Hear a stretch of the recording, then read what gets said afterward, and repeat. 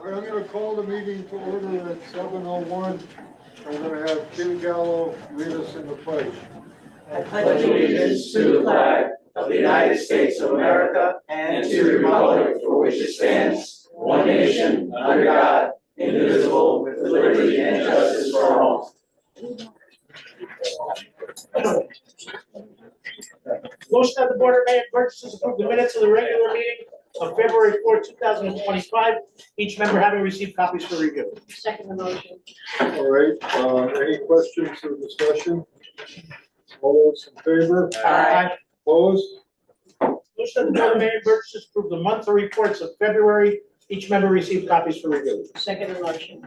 Questions or discussion? All those in favor? Aye. Opposed?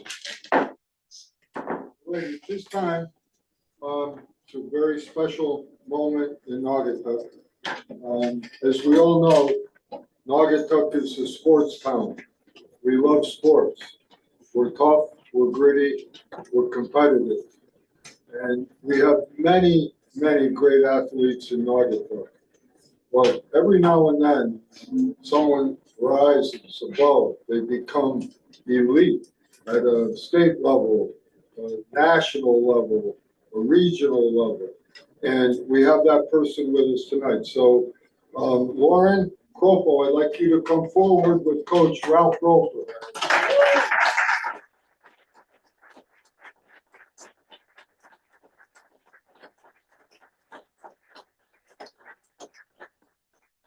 The list is too long for me to read her accomplishments, so I'm going to have Coach Roper tell us about his star athlete. Just a few things, right? I can't say it all. We don't have that kind of time. Right. All right. So, Lauren is the third of the Kropo girls.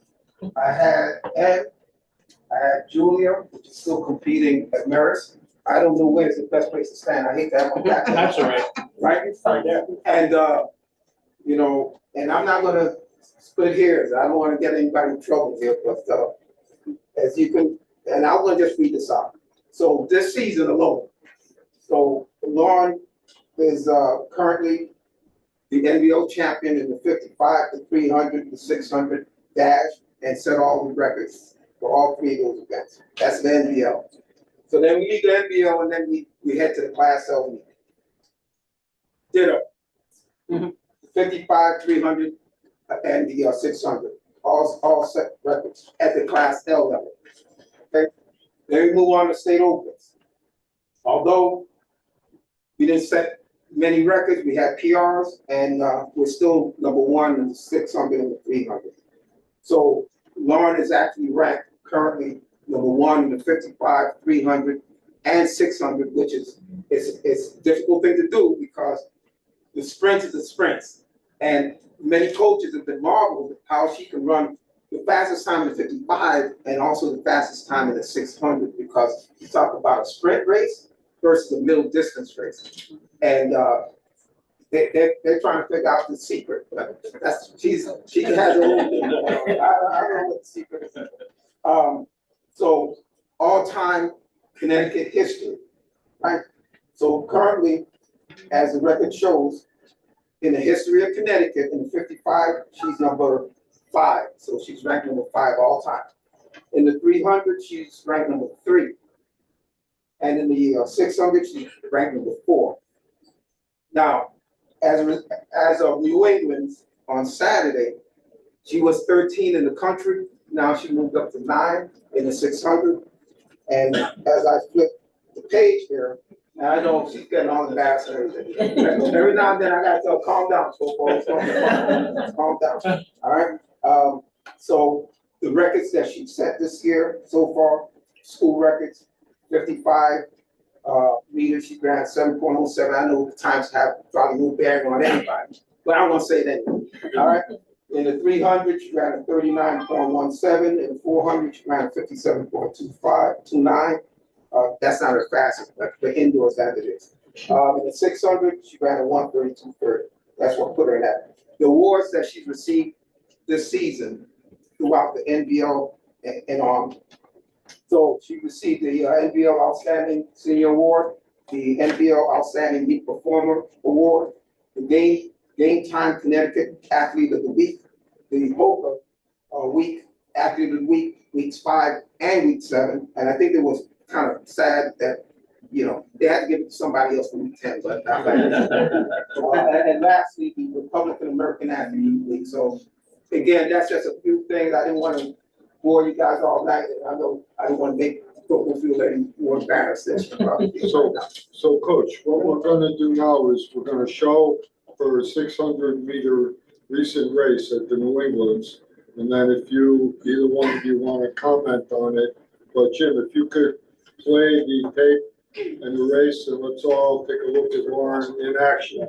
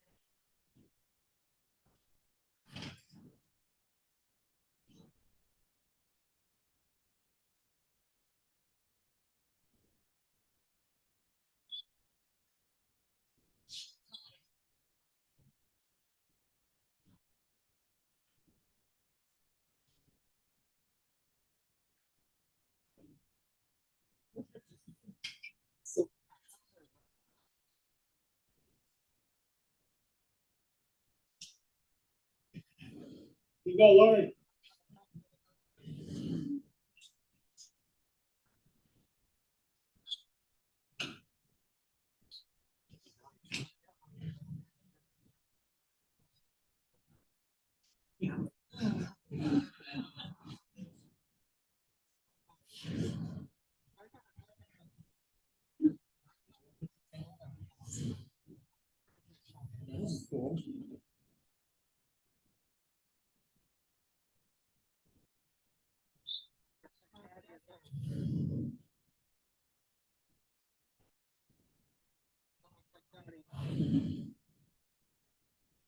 See you later, Duncan.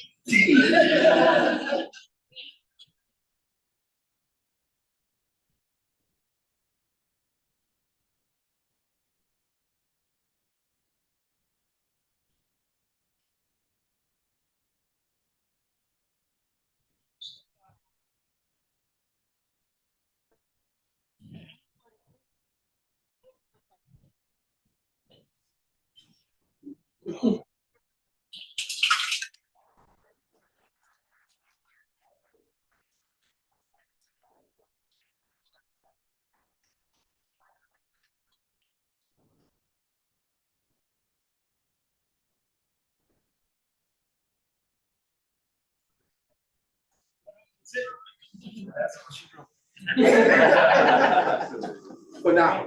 So Now it's right. Lauren, if you and Coach Roper could come forward, you want to say something else, Coach?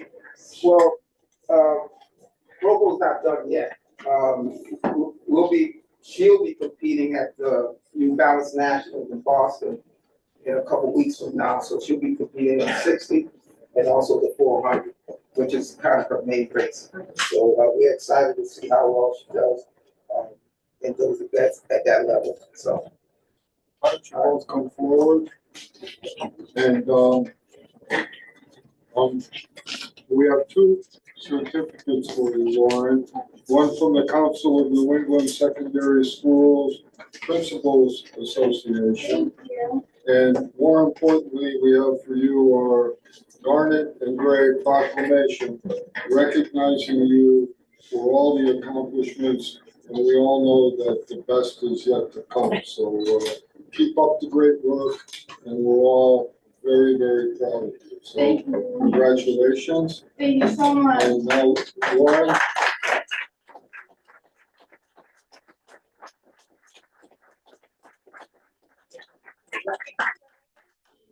other than photos, would you like to say something or? I just want to say thank you to the town, thank you to the community, thank you to everyone here, thank you to my coaches. I wouldn't be where I am without any of you guys, so thank you.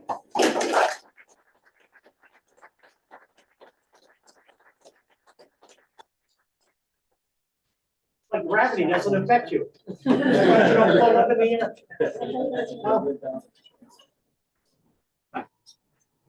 Mayor, if I make a comment, please, regarding Lauren. Sure. Lauren doesn't know me, but I know her. I remember when she was born. I remember her father when he was born. The Cropo and the Schumacher name are synonymous with address on New Haven Road, 885 New Haven Road, also known as the Peter Paul property. Sid Cropo, Shane's father, or her grandfather, had many, many years at Peter Paul when I first arrived there. And 30 years later, he was still there. If anyone ever saw the movie The Last Man Standing or Designated Survivor, that's what her grandfather was, the Designated Survivor. He was there after Peter Paul closed. He was in charge of making sure the place got taken care of after all the production had stopped. So he was the Designated Survivor and the Last Man Standing. And in the almost 30 years I was there, not one day did I have a day I did not have either a Schumacher or a Cropo working for me. And I even worked for a lovely lady called Ann Schumacher. So a lot of history in the Schumacher and the Cropo family from Peter Paul, part of our Peter Paul family. Thank you. Thank you. Congratulations. Stop it. Lauren, we're very proud of you here in Naugatuck. The best thing when you see that video is you see a young lady giving her all, running a strategic race, showing athleticism that is something that many will envy. She's a generational force in our athletic program here in Naugatuck. The best part, though, is she has Naugatuck on her jersey, and she's representing our town on the local level, at the Naugatuck Valley League, at the state level, and now in New England and nationals. Thank you so much for showing what's very best about our town, Lauren.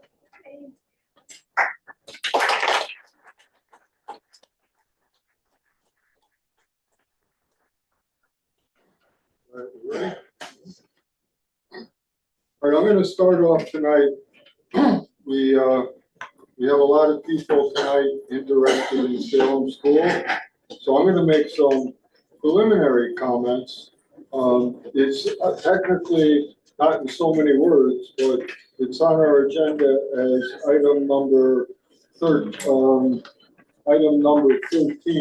budget discussion, as this falls under our budget area. Now, just a little background.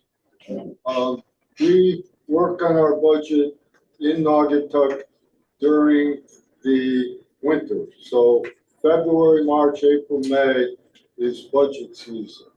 And in Naugatuck, on the town side, we do the budget the right way, the way people, really beg to have it done. We do a line item budget. Every item of every budget comes before the finance board, and the finance board makes the budget and then presents it to the town together with the Board of Ed budget for approval. And we go through that every year, and we take a lot of time with it. So this year, it's a little different from normal because we're in year 3 of the implementation of our revaluation. And everyone on this board unanimously, with me, are all working to reduce the mill rate. And our objective is to get the mill rate this year below 40 mills. And we will do that. And we've been working towards that goal. Now, having said that, on the town side, we are completely on target. you know, we face a lot of challenges. The Board of Ed has challenges. They have special ed challenges and other challenges. We have challenges. The state, they just took about 1.2 million away from us on the motor vehicle taxation issue. And every year there are things that we grapple with, and we do the best we can to make a good budget. So this year, knowing that we're gonna go below 40, we're working extra hard. And on the town side, I can tell you that I doubt we're gonna go over 1%. In other words, 1% of our budget is about $1.4 million.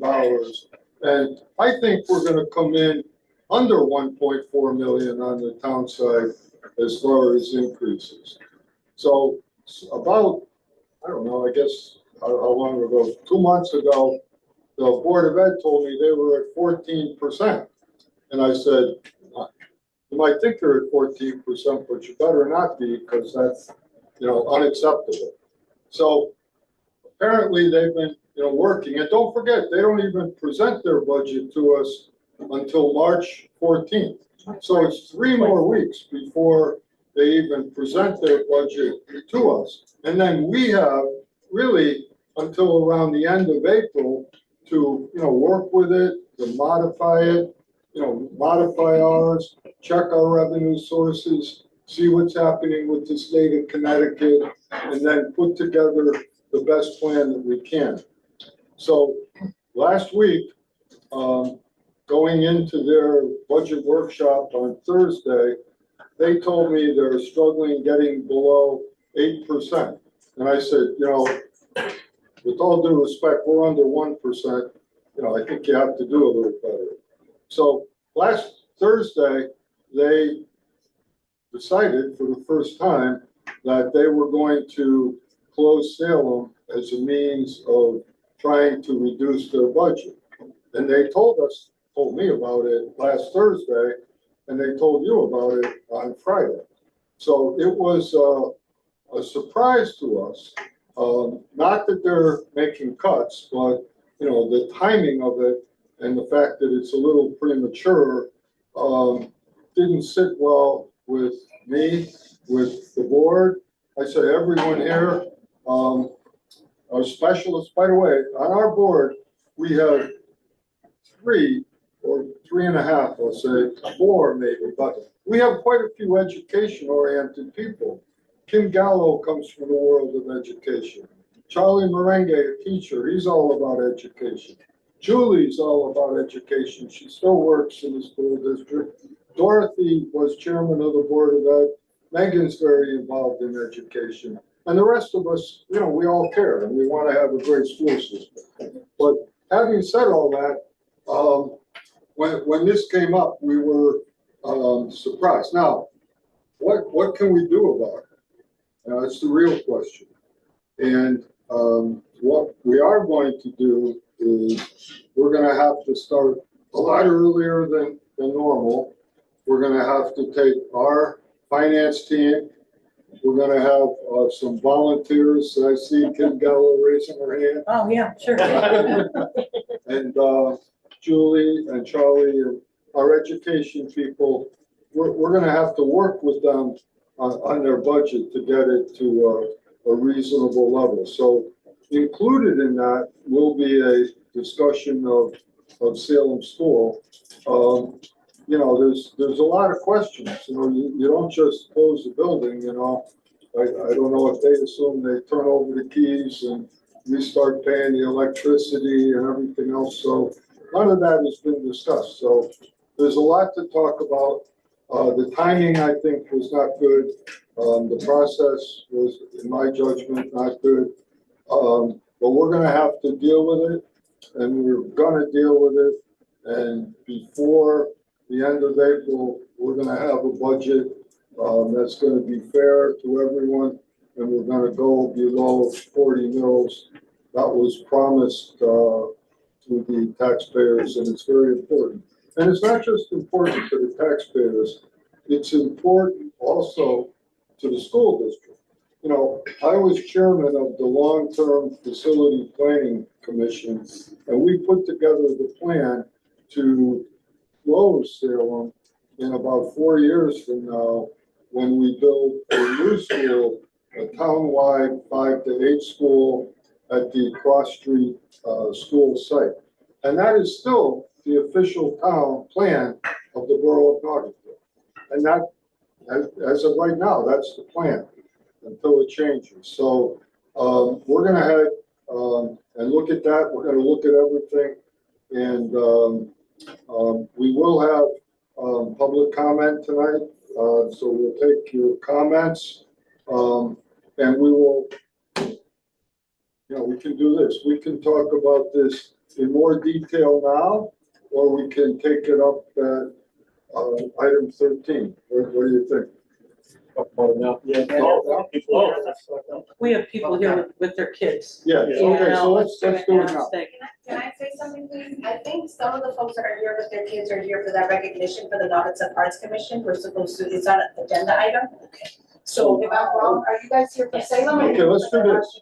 Francis, Oh. let's do that now. Do that Then we'll go to Salem School, then we'll go to the rest of the agenda, okay? Yes. Sure. Thank you. So, Francis, is that what we're calling Church Street Yes. wall mural Yes. contest? All right, so we're gonna go to item 18, and Francis, why don't you come forward and take us through this? Francis Santana, 1081 Raven Road, Naugatuck, Connecticut. Former mayor. It's nice while it lasted, right? Yes. Thank you. Yeah, I'm Jeff Erdman. I live on 151 Andrew Avenue, and I'm the co-chair of the Naugatuck Arts Commission.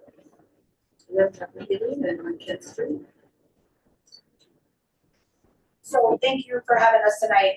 So I just want to give you a little history. Back in December, the Naugatuck Public Schools partnered with the Naugatuck Arts Commission to ask some of our arts teachers at different levels in our school district to have some children or students submit some renderings for a potential wall mural on Church Street. This was Mr. Mayor Pete came and talked to the Arts Commission and said, let's partner with the school district and see if we can get some artwork, because he would like to see a lot of that vibrancy behind that 30 Church Street building. So we did reach out to the administrators, who then reached out to their arts teachers. We had 31 submissions from the Naugatuck Public Schools. The majority of the submissions were from elementary schools, with the exception of one student who submitted from the 8th grade.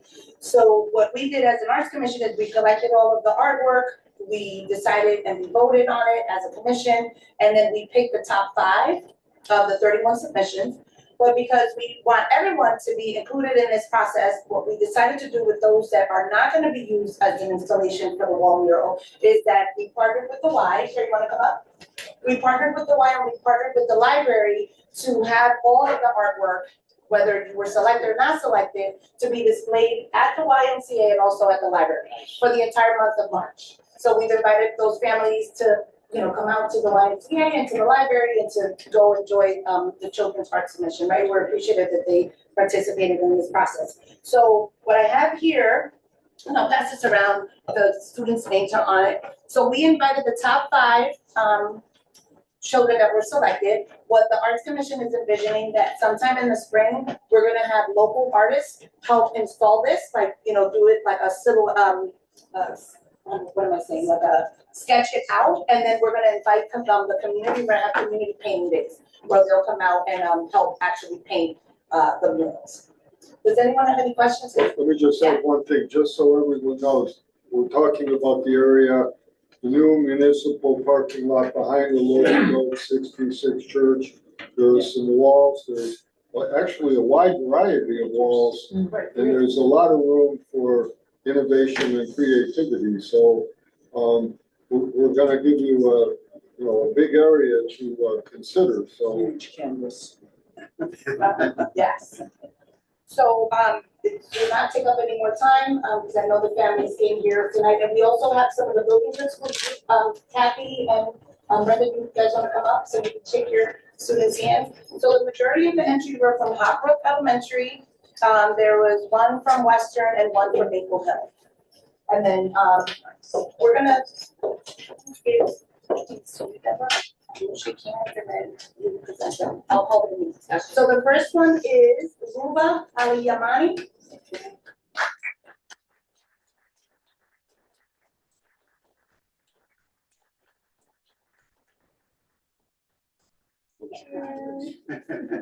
Yeah. And because you know, and so just the Burgess know, your artwork is in here. You got a urban air jumping pass, free jump pass, a bookmarker, and a certificate from the Arts Commission. Congratulations.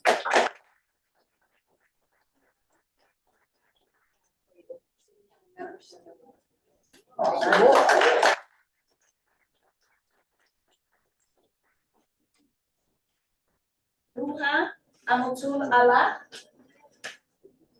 Is Ruha here? Is that yours? She's not here. Okay. All right, we'll get this in that. Joseph Guerrero.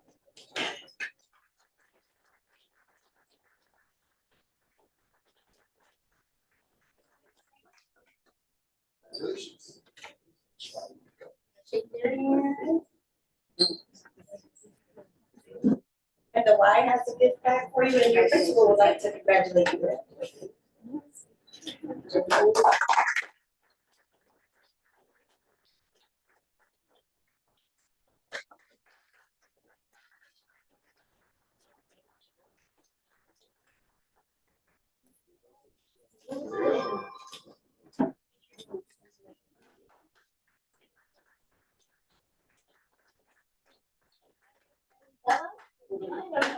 Congratulations.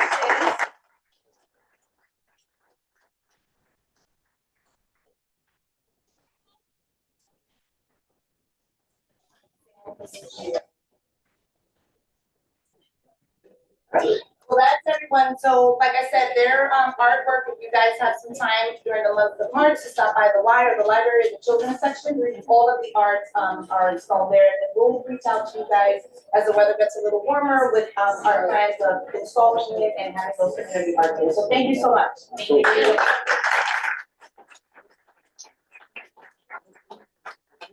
Jeremy, when are we gonna pave that lot back there? We're looking towards the fall. Well, so you could start the artwork before that and, get going whenever works. Okay. Can I call the kids up just one last time to take a quick picture? Of course. Okay, we'll stand right here. Here comes. Yes, Mayor Ellis.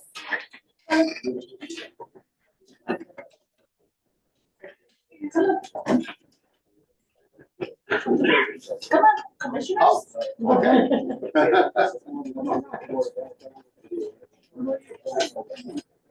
Too much shine, clear still.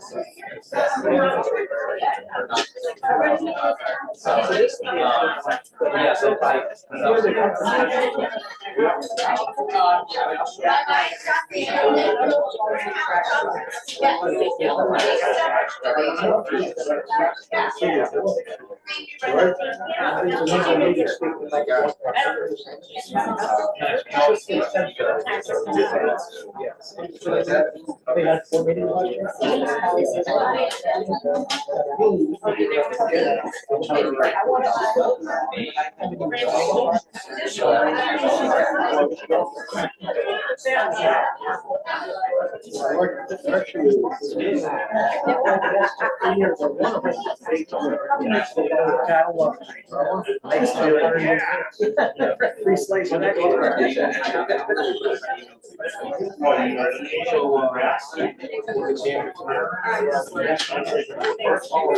It's wild. That's a little way.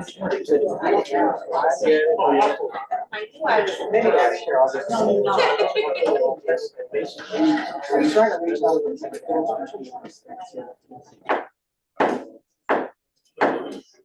All right, we're gonna go back to item 13, which is on the budget as a budget discussion. But let's, of course, included in that is the Board of Ed budget and Salem School. So let's first open it up to, well, let's, yeah. So they can hear what we got.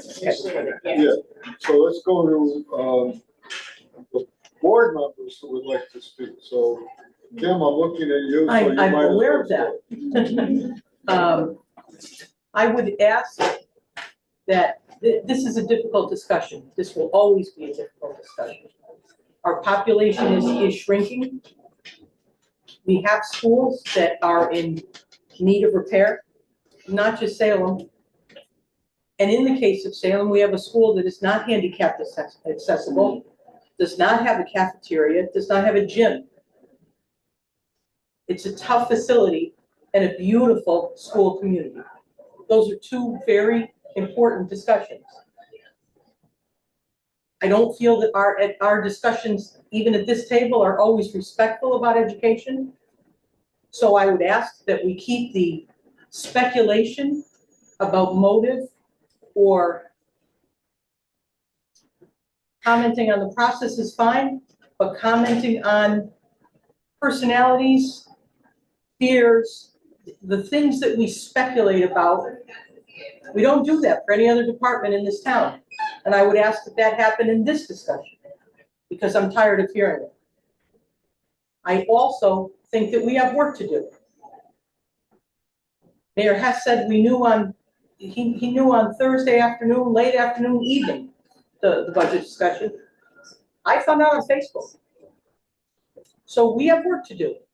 We have work to do about making our discussions more fruitful.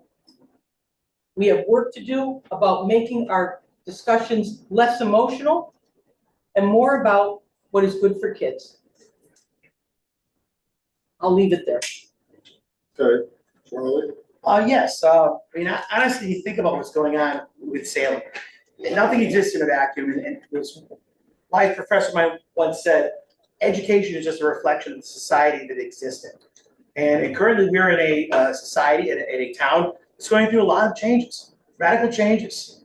From our infrastructure changes, through our developmental plans, with another industrial park, and downtown renovations. We are changing as a town, and part of that change is going to include changes in population, changes in our facilities. And Salem School is a true gem. It's an architectural gem. It's a beautiful building.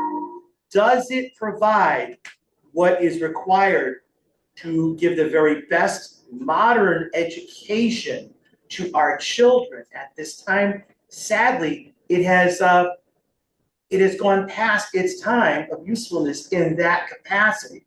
That doesn't mean it's a bad place or a bad school. It just needs to be revisited in how we provide an education for kids, that because of your address, it should not dictate the facilities you are able to be educated in the manner that has happened. So the kids from Salem are going to be okay. And I have been through this as a teacher. We have been through reconfigurations and sending kids from different neighborhoods to different schools. And every time, the people that get the most upset about it are the adults. You know who handles it really well? The kids. We underestimate the resilience of our children. The resilience of our children to be able to make new friends, to take advantage of new facilities that could give them more opportunities to express their creativity, to grow and be nurtured. I believe what's happening now is going, we said it was going to happen no matter what. Salem was going to get closed. We had determined a decade ago that it was past its prime as an educational facility in the modern world.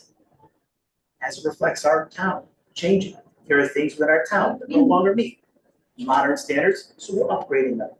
And we should do the same for our children. I will say the timing was a bit off on how we received our information. People found it by Facebook. I found out when I had to go pick up my pizza on Friday night when someone said, "What's going on with Salem?" And I responded, "Oh, that's 4 years down the line." And they go, "No, it happened." So I really wish the communication lines was better. I'd like to see an improvement in the communication between the planning and the major decisions that are gonna be made in education and this board, so we're all on the same sheet of music, so we can all work together to make the best out possible. Yeah, I mean, I agree, I think I texted Charlie like immediately, and I found out on Facebook from parents, a good friend of mine who has a child at Salem. And I was kind of disappointed that, we weren't informed as a board, and I said to Charlie, did you know about this? And he's texting me that, the same thing is, I mean, I realized, I think my father-in-law, who would be like 120 or whatever, I think he went to Salem School. And at that time, I walked home from lunch, he walked home from lunch, so there was no cafeterias then. Where I went to school and whatever, there was no cafeteria, because we all walked home, we had lunch at home. So the schools were built differently at that time. I think the kids will be amazed at the amenities they're gonna have at the new, different schools compared to what they have at Salem. And like we said, the kids will be great, it's the parents. It's too bad, I mean, we had plans for this in, we said about 4 years, but things happen. Okay, Rocky? I was playing cards with some friends Friday night. One of my friends got a text about Salem. Yeah. He said, "Do you know about this?" I said, "No, it can't be." But having been on the board 100 years ago and going through school closings, people need to understand that when the population goes down, student population goes down, it doesn't go down neatly. You don't lose 35th graders and 44th graders. You lose 2 from here, 2 from there, 2 from here. So at a school where you've got 25 kids, it may go down to 23 kids. You still have to have a teacher there. So it doesn't always equate, you can save money by redistricting or by closing the school. The only thing that I'm concerned with is we really don't know why. We just have no clue why, because we don't know the auditing, we don't know the accounting, we don't know what the reasoning was behind this as far as money is concerned. They're making it sound like, it's a financial decision. And like the mayor said, we haven't even done their budget yet, so how do they know it's a financial decision? So I agreed that it was just the timing of it was very premature, with the understanding that in order for a teacher to be told they're losing their job, it needs to be done now or next month so that they can be looking for something for, the next school season. So I'm a little baffled on how it was done. Okay, Bob? My comment is strictly to the fact that the communication gap was horrendous. And just like Charlie, when I went to pick my pizza up, I was informed that Salem School was closing. I said, well, that's news to me. That's the wrong way. We're elected officials in this town. Anything of that significant, we should have been at least advised by somebody from the education department to let us know that there was something going on, so that we're not in the clouds. But I think, all said and done, very premature, like the mayor said. They still have to put their budget together, and when that time comes, then big decisions will be made. Grant? Well, thank you, Mayor. Yes, I was also disappointed in the communication gap. We've discussed, as other people have said more eloquently than I could, that we were looking 4 years into the future for a new school in a new location that would be conducive to students regardless of their abilities, regardless of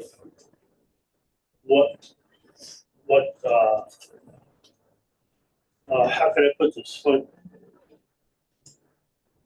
I'll be blunt. Salem School is not conducive to kids that have disabilities. It's not handicapped accessible. We have other schools that could use some improvement. And we have to address that as part of addressing the bigger problem of getting fewer and better schools for our children.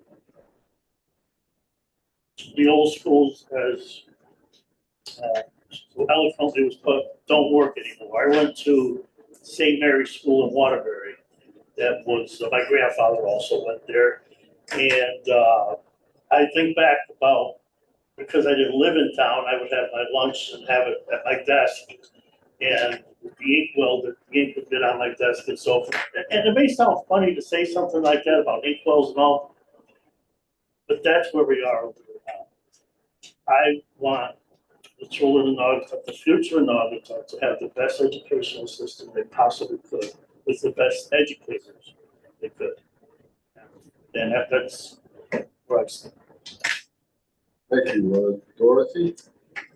Just quite a following here. They've pretty much echoed a lot of what I've been thinking over time. And I could remember we kind of went down this path back, I believe, in 2012, 2013, where the same Salem was in discussions of possibly closing for several reasons. A lot of the reasons escape me today, but I think they're similar to some of the reasons we discussed here today: the handicap accessibility, the cafeteria and everything. So there's a lot of things to look at, but I think before this is even the last straw, we really have to have a discussion as a board, as a finance board. We have to look at the numbers and see where they're coming in and why this decision is being made. So I spent a lot of time the last couple of years at Salem for the open house and reading to the kids, and I find the building to be,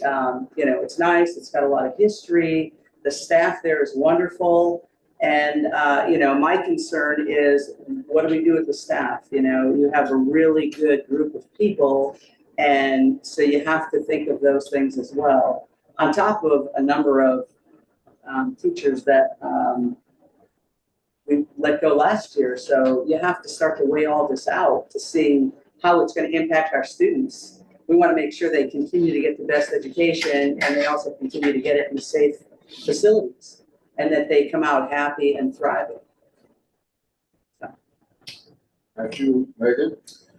I don't think there's much left to say. It seems that we all kind of share the same sentiments in that we were all very surprised. I know myself also found out on social media and was quite disappointed knowing we have their budget presentation coming to us in a few weeks. So to kind of see that news that way was shocking. And as an elementary school parent myself, has my brain going to the direction of, okay, I understand that school with the ADA accessibility, the cafeteria, the gym, but what's going to happen to our other students in the other schools, class sizes, teachers, the things they need. So as our board, the Board of Ed, and the Finance Board, I think there's a lot of moving pieces that need to be looked at. And I feel like we would have been better equipped with more answers, having seen the full plan and budget prior to this news coming to everyone. So I think the next couple weeks, we all have a lot of work cut out for us to make sure our kids get what they need and deserve, as well as our staff. So. Thank you. Thank you. All right, so we're going to go to public comment now, which is an open topic, but we'll take public comment on Salem School or any other matter. And we'll start with the people live in the room. Is there anyone that would like to make a public comment? All right, so now we're going to open it up to Zoom. And if there's anyone that would like to make a comment on Zoom, raise your hand, go in the chat box, make it clear that you would like to speak, and we'll recognize you. All right, we have one. Kristen Cassidy. Don't forget to unmute. Hello. I am curious. I understand whether this happens this year or in 4. I think a lot of people are concerned about the preservation of the building as a historical and architectural monument. Is there any plan for the future use or preservation of the building? So the answer is yes. As of right now, that building is earmarked to become the town hall. The town hall building that we're in now will be made part of the development plan, will be sold to a developer, and go on the tax rolls. So Hillside has to be, Hillside and Salem both have to be municipal uses. They will be preserved architecturally, and they will wind up being the town hall annex, other municipal uses. So your fear, Kristen, is not a real fear. That will be protected no matter what happens. That's relieving to hear. That's my only question. Thank you. Any other public comment? Jim? I do not see any additional. All right. Last call for public comment.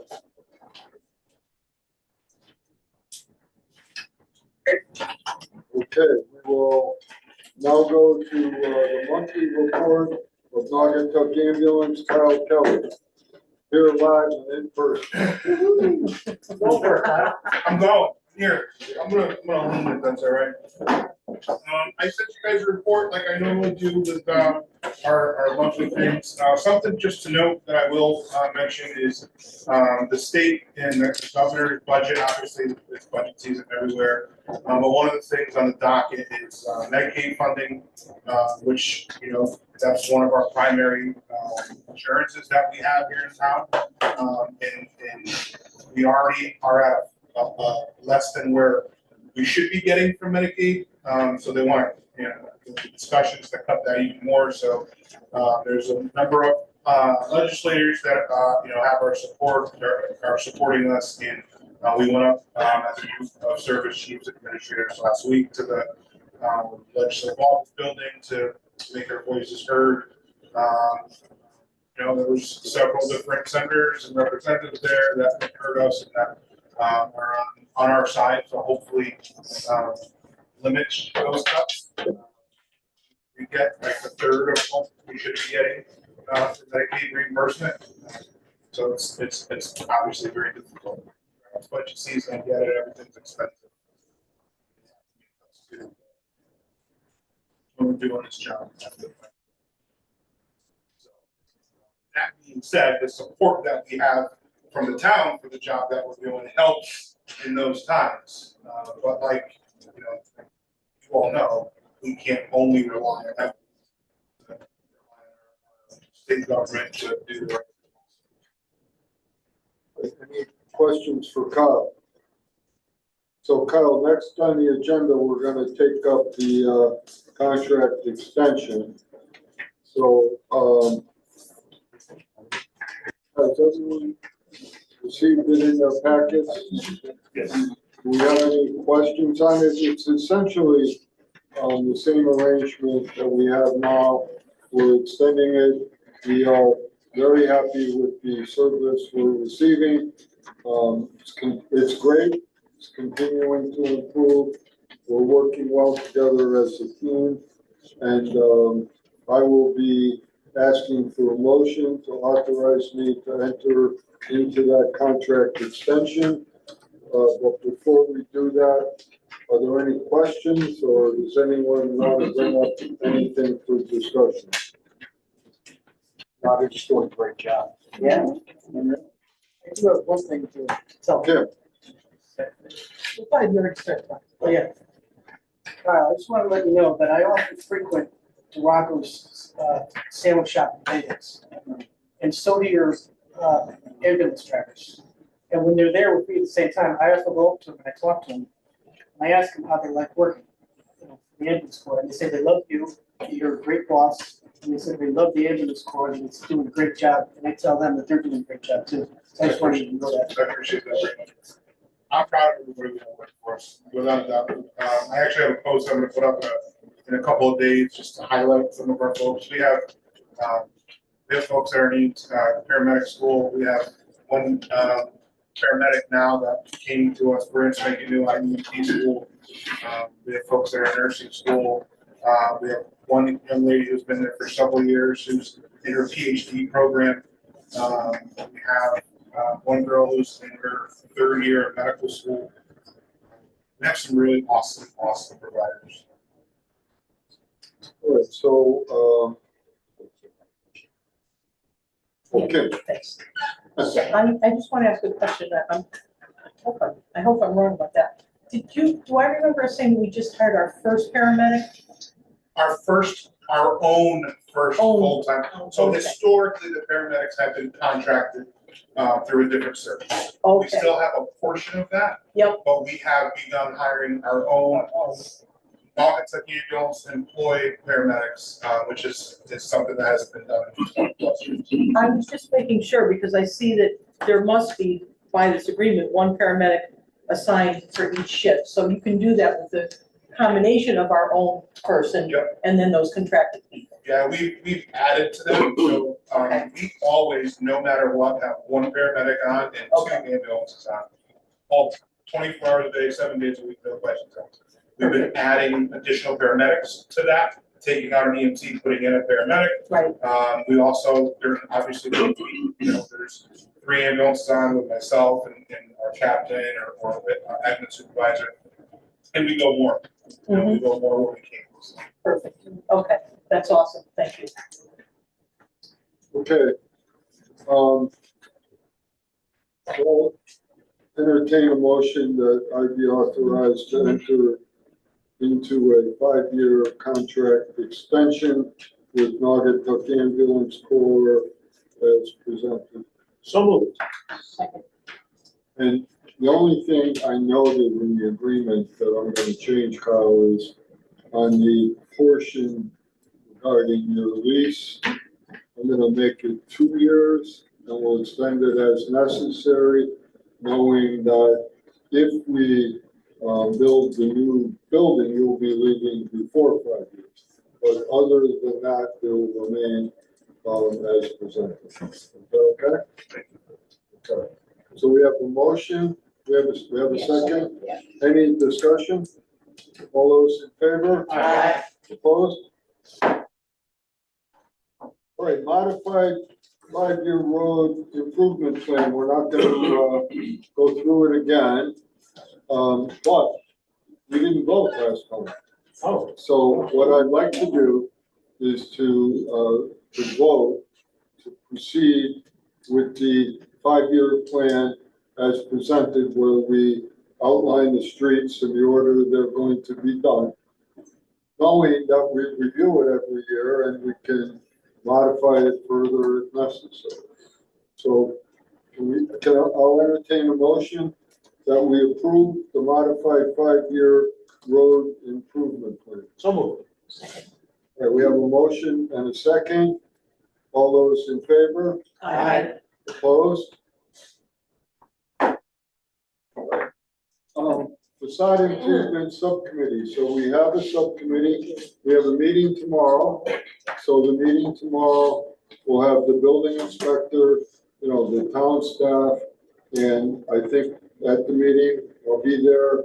We'll put together an application, discuss a procedure, and we'll get going on the process, and then we'll start taking applications. I've already had quite a few asking about it. Yeah. For sure. I think it's gonna It's gonna be great. successful. Yeah, it's gonna be very successful. Yeah, and the building inspector and his staff, the fire marshal, they'll all be available to help. So we'll do that tomorrow. Perfect. Anything else from the subcommittee? No, that's till tomorrow. I think tomorrow will kind of be. All right.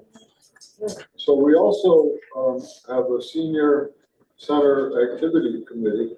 And I know we're still in the investigation stages. Is there anything you want to talk about, or any support you need, or?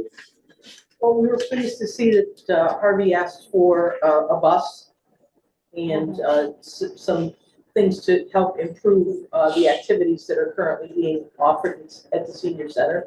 I'm also pleased that he took a suggestion from one of the seniors to have bingo twice a week. It's very popular, and we've driven by on Tuesdays. That's the second bingo day of the week, and It it's was very, packed. yeah, it was just as packed as it is on Fridays, and that's packed. So, I think that, with some suggestions and some cooperation, we can increase the activities that are available to our seniors. I've had a couple of people reach out too, through Facebook Messenger, that would like to do different activities there. Yeah. So I have their names, you know, they want to start a certain class, they're ready to pay for, you know. Like the board of brothers, so What's the time frame for the expansion of the building or the improvements to the building? So it's a good question. So remember, this is federal.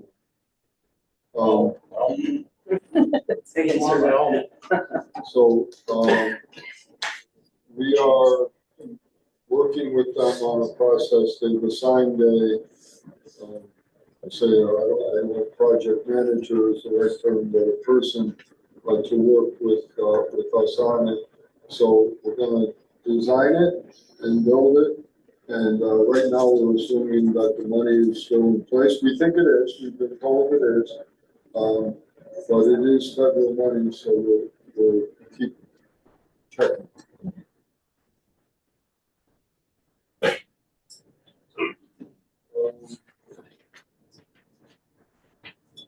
All right, so I guess we already discussed the fiscal year budget, so we can skip that. Anyone want to add anything on the budget? All right, so downtown development plans, just an update. So the first thing is that what you see right now and what you've seen really in the winter, in January and February and now into March, that's the real rural development plan. Everything before that was essentially utilities, new water lines, new electric lines, new gas lines, Frontier, Comcast, cable, fiber, all of that. So those, it's very difficult to get utilities to work on your time frame. And although we had some issues, our staff was great. Jim Stewart and Jeremy can tell you that every day we speak to the utility company 2 or 3 times, and we got through it. So right now, what you're seeing is the real project. The sanitary sewer line went in January. Every building was reconnected to the sanitary sewer line, and now they're doing the sidewalks and starting the amenities. They actually poured the first sidewalk today in front of Ion Bank, and they will be working their way up the road this week. And over the next couple of months, you're going to see it unfold. You're also going to see the project behind us on Old Firehouse Road, Water Street. Our new road is on the same timetable. So over the warmer weather, every month you're going to see a lot of progress. Church Street is still on schedule to be completed in June. Following that will be the Green, then Maple Street, and then lastly, the Maple Street Bridge. So it's on schedule. It's actually maybe a week or 2 ahead of this original schedule. And, we got our share of issues, questions, concerns every day. But, our staff, our team, we're on it 24/7. And like Thursday this week, we have our construction meeting day. We spend almost all day meeting with everyone, getting up to speed, solving problems, and working as a host of teams, doing 6 projects simultaneously. And again, at the very beginning, we determined that we're better off doing everything over a 2-year period than having it sputter around for 10 years and keep digging up the streets. So it was a conscious decision. And I think we've also done a good job providing parking for anyone who needs it. There's our new parking lot with access from Rubber Avenue. It's really a very easy way to get, within 25 yards of where you want to go. So, it's good. It's gonna be paved. We're gonna have murals. So, it's exciting, and I think it'll be fun to watch it unfold. So that's where we are. Also, I would encourage everyone to go to our new industrial park. Full speed ahead on construction there. And, you can actually walk around now and see the building sites. There's 25 years of overgrowth there. And now that it's coming down, you can walk around, you can see the lots, and there's a lot of activity every day. So a lot going on. Any questions on development? Charlie? Rubber Avenue, Yes.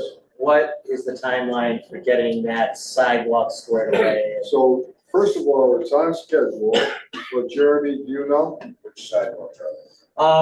From the Holdley Street, intersection downward, on the, not the, as heading towards the high school, not the left-hand side, but the right-hand side. So they're currently, you have more of a question of like, when is the wall at the sidewalk totally gone? Yeah, where the barrels are right now, it's kind of blocking out a section. They have 3 crews working, 1 concentrating in the roundabout area, and 2 other crews doing the granite. So we're gonna get all the granite curbing in there, come back up and start pouring some concrete. They're kind of on the same timeline as downtown, but they just started pouring concrete today. So they're gonna do it. I'm stressed because the kids are kind of leaving it now, but so. Hopefully no more snow and ice stuff. That's our plan. Frozen ground is also slowing. Frozen ground hurt us, but we canceled winter like yesterday, so we're good. Good job. Now that you said it. Yeah. Yeah, right. We'll be next one, change the budget, so budget. Good. One of the things that, this is kind of related, but one of the things that noticed in looking at some of the Facebook comments about Salem, and I don't always make a big fuss about that, but you can learn what the patterns are. Some of the comments are around, how can we afford construction and we have to close the school?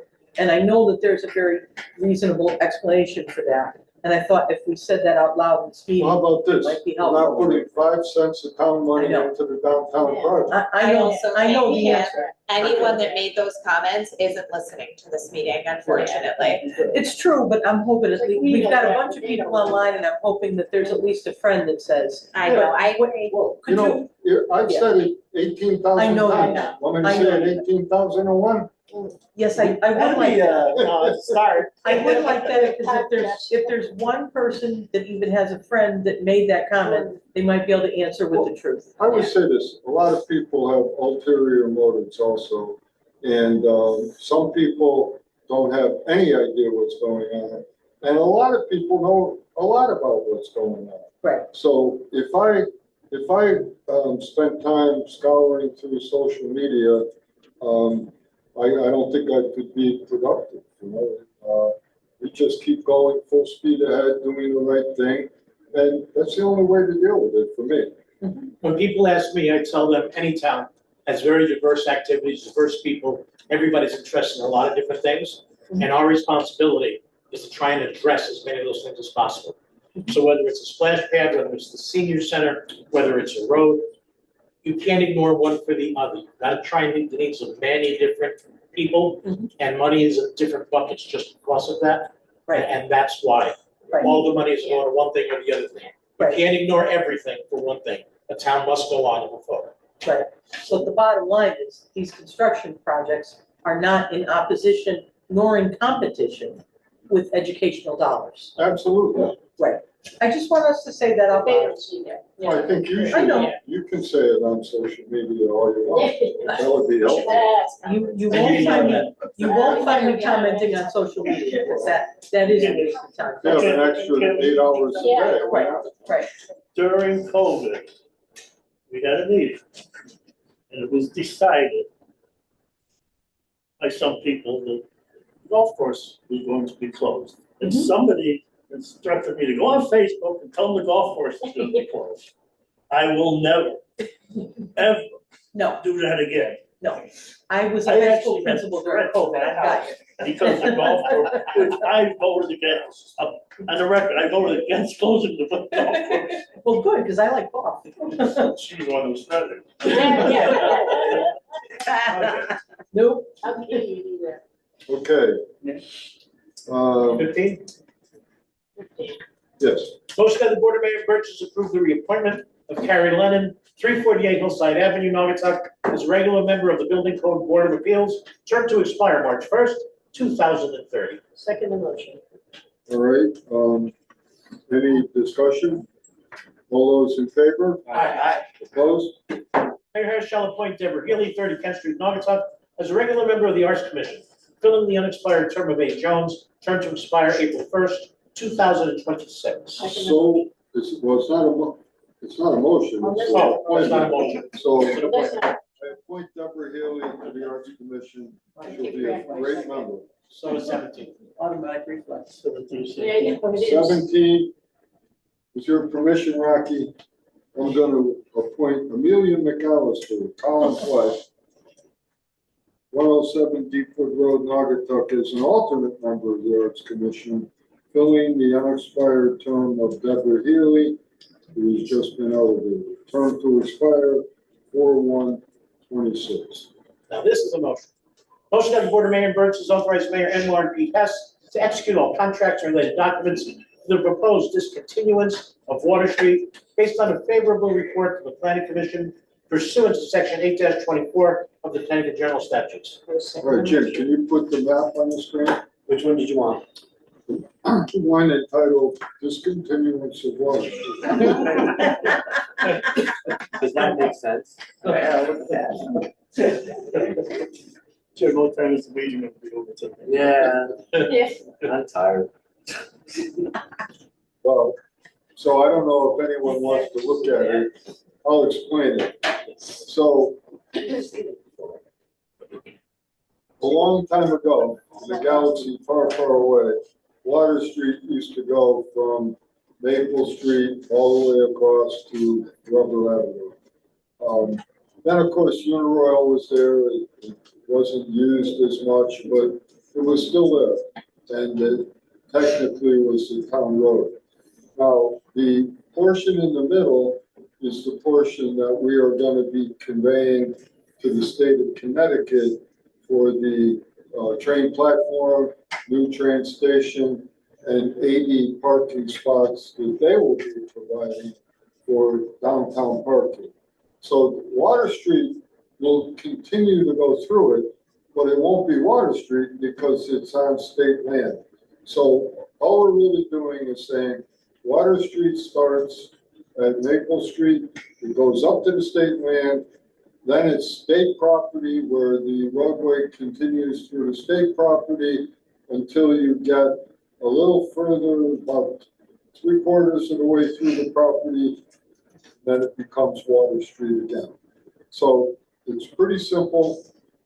Some of the lawyers struggled with it, but it's pretty simple. We're doing it, and legally we have to vote. So the Planning Commission approved it last night, and you already have the motion on the Yes. table? Yeah. And the motion's on the table. Are there any questions? All right. All those in favor? Aye. Opposed? Motion that the Board of Mayor and Burgess refer to the Planning Commission for an 8-24 referral to the proposed future sale of 7 lots in the A and B subdivision. Second the motion. All right, so what we're doing here is, 2 of the lots have already been approved, but rather than have, 5 more motions here, I'm just gonna send them the whole subdivision and say, look, we intend to sell it all. I mean, they were subdivided, so we could sell them, so it's just a formality. Any questions? All those in favor? Aye. Opposed? The Board of Mayor and Burgess authorize Mayor and Warren P. Hess to execute all contracts and related documents for the proposed transfer of Lot 6 as depicted on the map titled, sorry, Oh, picked on a map titled Borough of North Tuck, parcel line dash tract A and B Maple Street, dated 9/20/24, revised through 1/27/25, prepared by Martin S. Couch and Associates LLC to the Connecticut Department of Transportation upon receipt of a favorable report from the Planning Commission pursuant to section 8-24 of the Connecticut General Statutes. Second motion. All right, and we did receive a favorable report from planning. I kind of thought we already did this, and if we did, we'll do it again. But just to be perfectly clear, we're dealing with the state DOT. We're formalizing whatever we did before with a proper referral back from planning.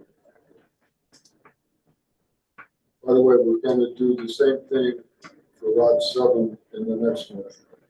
Lot 7 is the sale to Penrose for the first section of Costa B.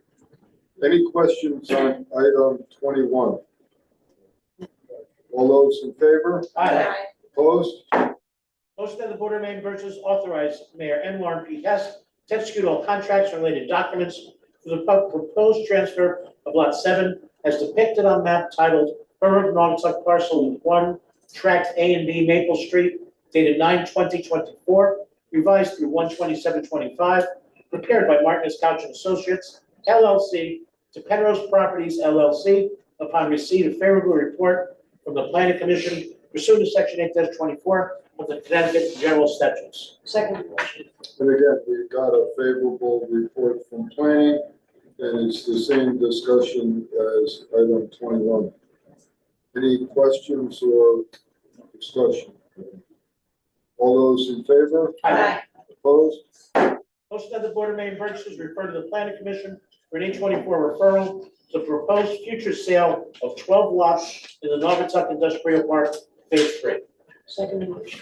All right, so here, starting to get smart in my old age, I put all 12 in one motion, so we won't have to do it 12 times. There you go. Any questions on item 23? All those in favor? Aye. Opposed? I do have one question on 24. I'm gonna, I'll start off. I put on item 24 at the request of the deputy mayor. You know, it's a question on it, but it's something I think will take a little more work to get it ready to move forward. But having said that, Rocky, why don't you tell us what's running through your mind? The question I had was that the website for Public Works was different than the actual ordinance. Do you know if that's been updated or not?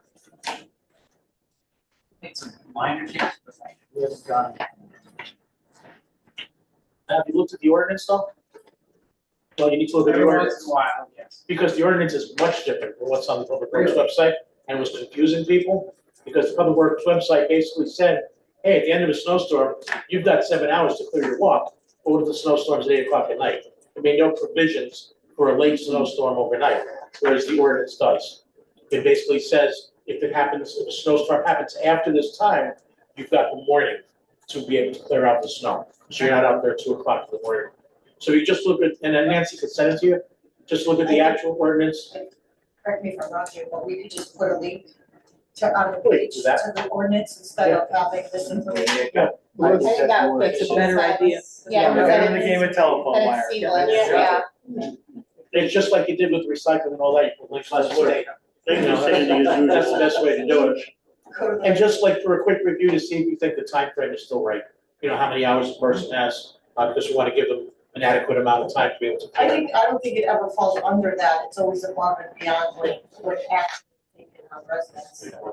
Anyway, that's just. Nobody's looking at their clock saying it's 7 hours. Yes. It's been 3 days, you double your sidewalk. All right, 25.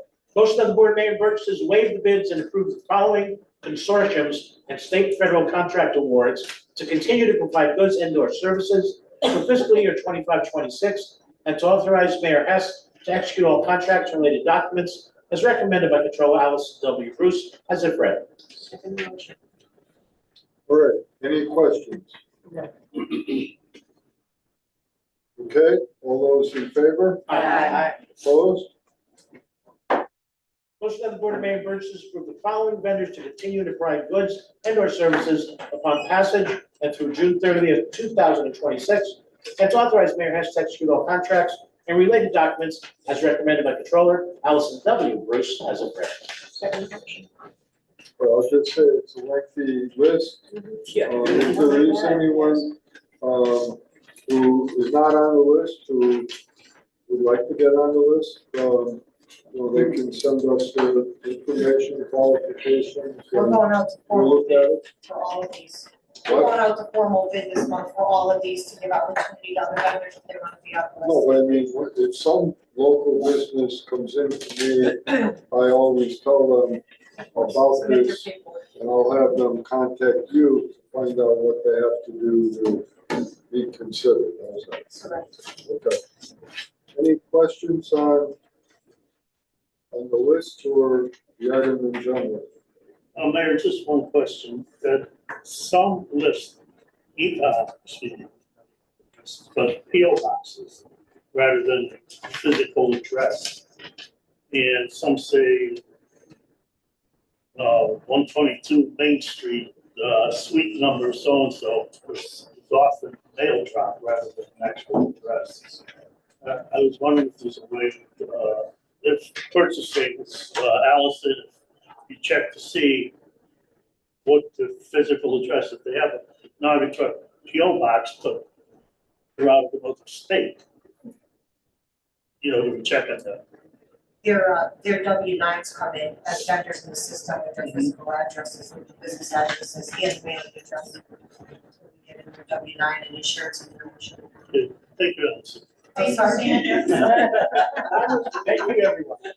We know we could always rely. I had the same speed. Yeah, we know we could always rely on you, Sandy. Thank you. All right, so, we have a motion and a second. Any, discussion, further discussion?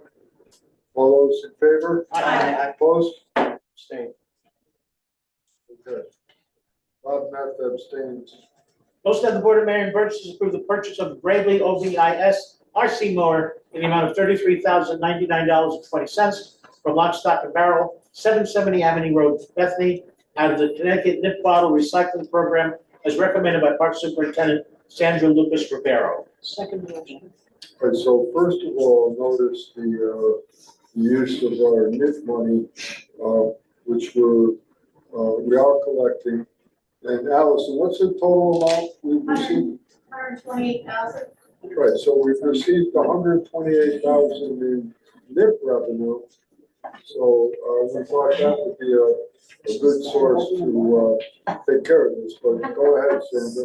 So Dorothy, I'll enlighten Dorothy a little on the whole NIP money. Back in 2021, they passed a bill. There's a surcharge of 5 cents for each person that purchases the NIP bottle of alcohol. So it comes back to the town.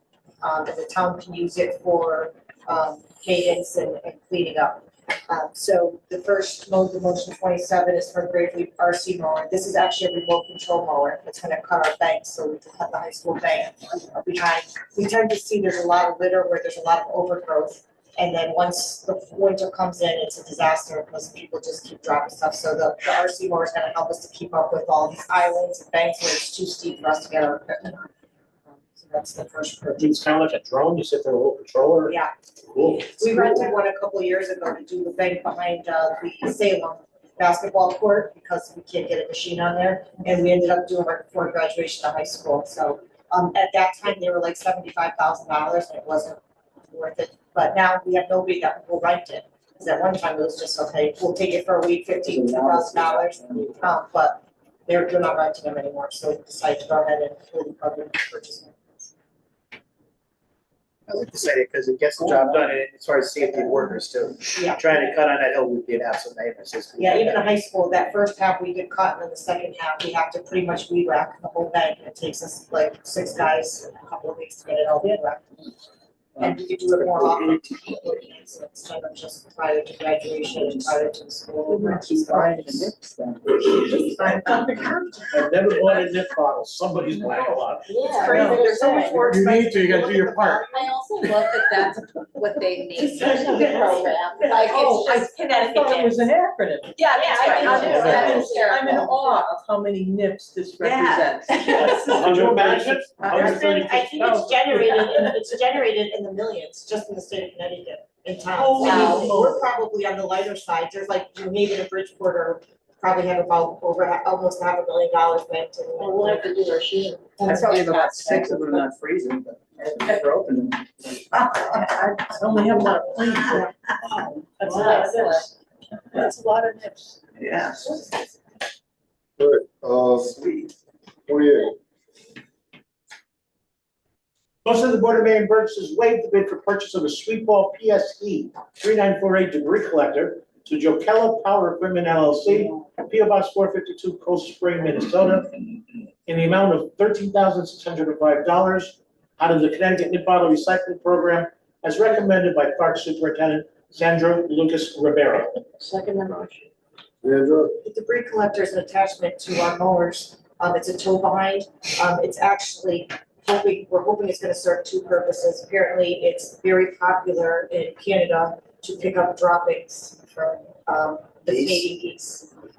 So it's also gonna pick up trash. It's got times that all the big stuff, it's got rooms that can pick it up. So it's to combat the litter, but it's also to make an attempt to combat that, and that's what most of the towns, are using it for. So I think we could.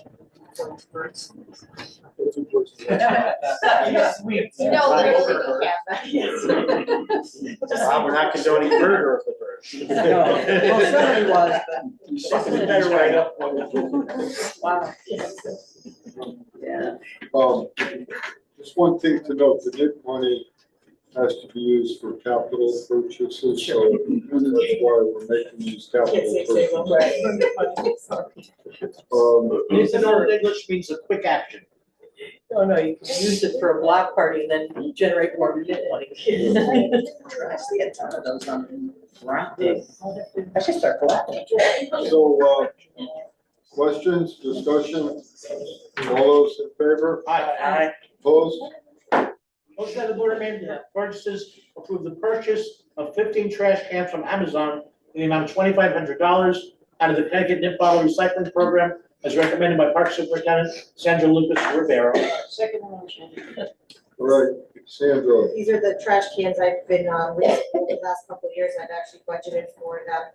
They're in all of our playgrounds and parks. They're a little bit smaller, but, bags are less expensive and, it just, we keep up with it more instead of those giant, we used to have 55-gallon drums that were badly rusted, and so I've been replacing them as we go, and this will just help us to replace damaged ones and add additional ones to some of our locations. You don't have to take it out of your budget. Correct. Does that mean they'll arrive tomorrow from Amazon? Yes. On her doorstep. Oh, we're overnight. Which means more All right, any discussion? All those in favor? Aye. Opposed? Motion that the Board of Mayor and Burgesses approve the purchase of Vortex splash pad equipment in the amount of $97,730 from Emmy O'Brien and Sons, Medway, Massachusetts, as recommended by Park Superintendent Sandra Lucas Rivera. Second motion. All right, so just by way of background, don't forget, in the past, we set aside money for the splash pad, but we're now gonna go over that sum? Yeah. Or just bring us up to speed on the project? So there was a price that was given, obviously years ago. This has been a work in progress prior to me, to myself coming into, my new job as a superintendent. Prices have gone up.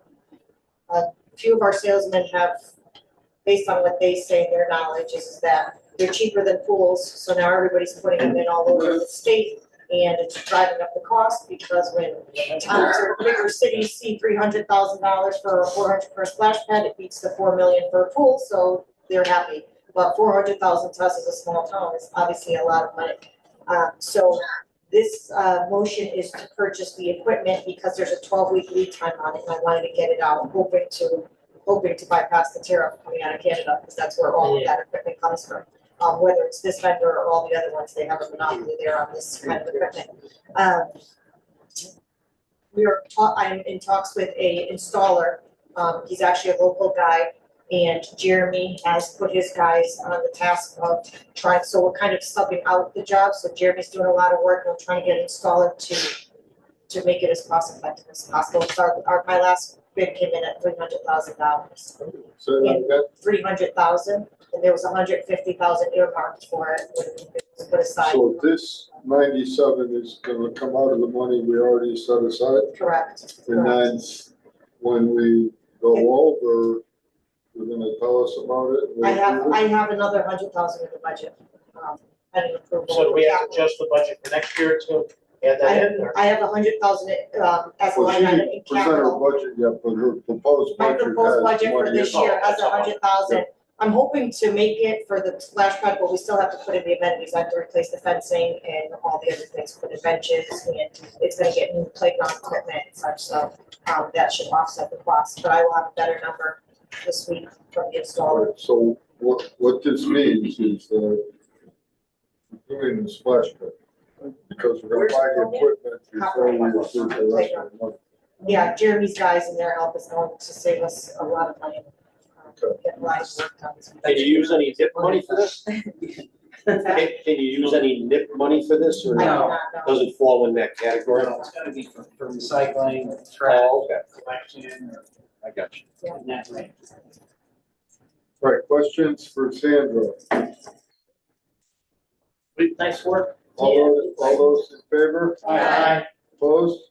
Motion of the Board of Mayor Purchase approve the bid for contract fiscal year 25-B102, bituminous surface treatments crack sealing to Seal Coating Incorporated DBA Indus, Granite Street, Braintree, Massachusetts, as per bid based on final quantities pending CHRO approval, as recommended by Public Works Director James Stewart. Second motion. So this is for the crack sealing and micro paving we do annually. This does follow our now approved paving plan. This current year actually. So we're planning on starting that in May. This year. The number is slightly more than it was the last bid, but it's still within our budgeted amounts. It's been very, well, the new contract has been very successful. Don has outlasted what we would ever expect, so we wanna, in the future, do more of this.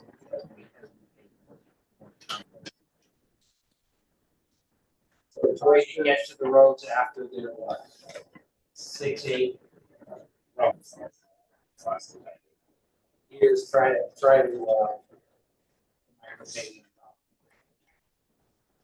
Questions? All those in favor? Aye. Opposed? Motion of the Board of Mayor Purchases extend contract 19-12 road paving program to Cochiola Paving, Echo Lake Road, Watertown, with the following increase listed in the graph below, with an escalation base set at $502.50 per English ton for calendar year 2025-26, as recommended by Public Works Director James Stewart. Second motion. Jim? So, back in 2019, we went to bid. Cochiola won the contract. That contract was good for a few years, and come back every year asking for it to be extended at the bid rate. Cochiola last year extended one more time. Apparently, they got in a lot of trouble from Tilcon when they get their asphalt because they did that. Tilcon is refusing to supply them asphalt at that current number, and after significant negotiations, Cochiola is requesting that we extend the contract for 2 more years, calendar year 25, calendar year 26. They provide us the numbers from Tilcon, which don't include any increase on their side. This is all asphalt on Tilcon's side. These numbers Although it's a pretty big jump, it's about $15 a ton. 15-20% increase. It's still probably 20% less than what other 20-30% less than what other towns are paying. We did call some other vendors and ask them if we went out to bid, and they're $20 a ton more than this. When you compare this to the state VIP pricing, the pricing that Tilcon actually give from previous years, this is less than that, significantly less than ONG's paving price, VIP paving price. And if we asked Tilcon to come in and pave, they wouldn't even want to come to town. They're doing the highways where they're per ton price, they could make a lot more money because they are moving along. They're not dealing with manholes or driveways or sidewalks or traffic. They just close the highway down. They get paid additional money for all those cones and all the lights and all the trucks. That's all additional money on top of the pricing. So I'm recommending that we extend it for 2 more years. I generally don't like to do it. I'd rather go to bid, but I know what's going to happen if we go to bid. The paving plan will be fine for this coming year. The amount we put on our list. Jeremy's going to have to be pretty careful, obviously. But in future years, the cost may need to tweak as we see how things go. It largely depends on how much curbing we replace, how much drainage the roads have, how many driveway aprons we have to do. All that stuff is pretty expensive when it's paving. Questions for Jim? Coach Hill's been very good to this town for the last few years, and they've been pretty steady in their price over the last 4 or 5 years, where they didn't have an increase, correct? Yeah, I think the big thing Jim said is it's all the asphalt. Yeah. They're not making an extra dime off the dime off. They just want to stay with us. We have a very good relationship. We had one issue with the product at one point. After some discussion, they came back and then milled it up and paved it again. So no worries about using that. And any other company that you went with would be dealing with the same asphalt problems. Same Correct? exact Oh, absolutely. Exactly. The asphalt's either Tilcon or OG. Right. There. Right. All right, any further questions or discussion? All those in favor? Aye. Opposed? All right. Little background. One of the annual time bombs that we get from the state this year, they initially changed the manner in which motor vehicles are valued, and that resulted in a $1.2 million loss of revenue for the borough. And the same thing for, I would say, every other municipality in Connecticut. It was about a 14% difference in the formula. So there was a big uproar statewide, and the state, a week or 2 ago, came up with a new procedure where we can adopt a newer depreciation schedule that is not as good as what it used to be, but better than what it is. And in order to do that, we would have to adopt a formal motion of the board. And I'll read the motion and then we can talk about it. But I will entertain a motion to adopt a new depreciation schedule for motor vehicles where there's an increase of 5 percentage points for each year, beginning with the 2024 grand list, which is fiscal year 26. So what that means is that the depreciation schedule, goes up from, say, 85 to 90, 80 to 85. And what that means is that instead of losing 1.2 million in revenue, we're gonna, save about $400,000 or $500,000 of that. Now, every car is still gonna have a lower valuation by quite a bit. So the car taxes for everyone are gonna go down. But the idea here is to not shift the burden over to the homeowners. You know, so the 500,000 that we're talking about will be taxed on motor vehicles, not the homeowners. So the homeowners, for the most part, have homes and motor vehicles. A lot of the motor vehicle owners only have motor vehicles. So I think most towns feel that, you know, the burden to some extent should be placed on the motor vehicle owners. So that's what's behind it. So I will entertain that motion and then we can discuss it. So moved. Second. Okay. I like the combination here tonight. Good timing. Hey, we'll be out by 11. Okay. All right, are there any questions or discussion about this?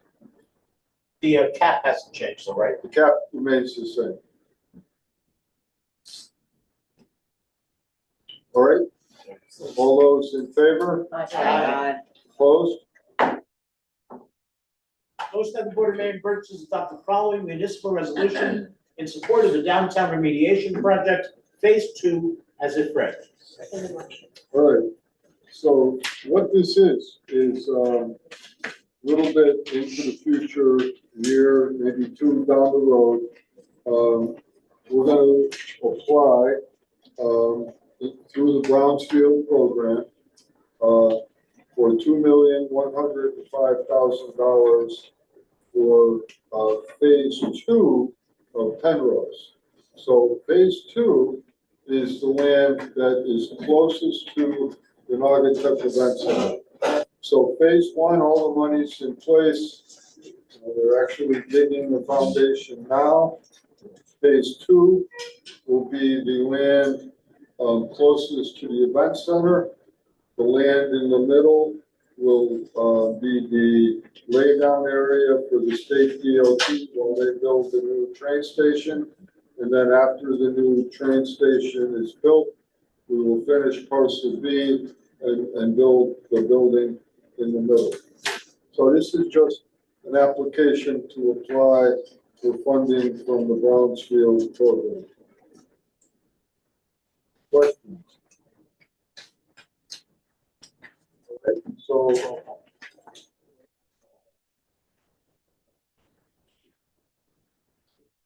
Tim. Yes. Charlie. Yes. Mike. Yes. Julie. Yes. Diane, yes. Rocky. Yes. Bob. Yes. Fran. Yes. Dorothy. Yes. Megan. Yes. Okay, motion passes. All right. Item 35. Motion that the Board of Mayor and Burgess adopt the following municipal resolution in support of the assessment of 889 New Haven Road, Naugatuck, as if read. Second. All right, so for those of you that don't know, 889 New Haven Road is the Hershey property. So what this is an application or an authorization for us to apply for $200,000 to assess the condition of the Hershey property so that we can wrap our arms around what's going on and look for a way to speed up the development of the property. Questions? Yeah. I don't have any questions. Oh, is this the roll call? Well, yeah, let's go to roll call, excuse me. Yes. Roll call, Jim, yes. Charlie? Affirmative. Mike? Yes. Julie? Yes. I am affirmative. Rocky? Yes. Bob? Yes. Fran? Absolutely. I like that. Dorothy? See. That's affirmative in Spanish. Megan? Yes. All right, unanimous, it passed. Motion by the Board of Mayor and Burgess authorized Controller Allison W. Bruce to refund the following tax refunds approved by the tax collector, James Goggin, as read. All right, motion and a second. All those in favor? Aye. Opposed? All right, we will now go to our second public comment. Is there anyone either in the room or on Zoom that would like to make a public comment?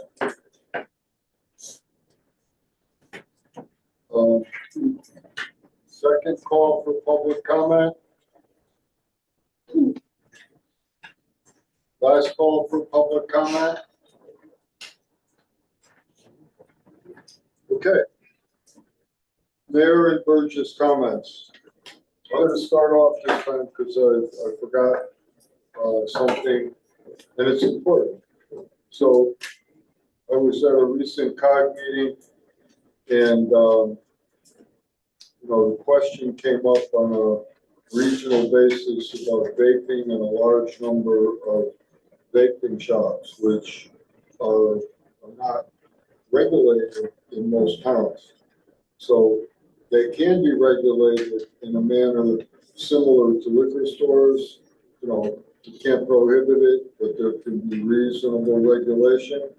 So I've instructed Lori Rotella to work with Savannah Nicole from COG and the COG staff to craft some new regulations for zoning. And I would like everyone here to support it and work towards improving the situation in the future. It's very important, and so that's underway. Anyone who wants to get involved, anyone maybe who's on Church Street every day walking around, I'm looking for people to drink urban mate, you might want to get involved. Maybe I already find it in the background. By the way, it's very good. Okay, so I'm going to reverse the table now. And Megan. I have nothing. Okay, Dorothy. Well. So I just kind of want to say that we had our community showcase on February 22nd.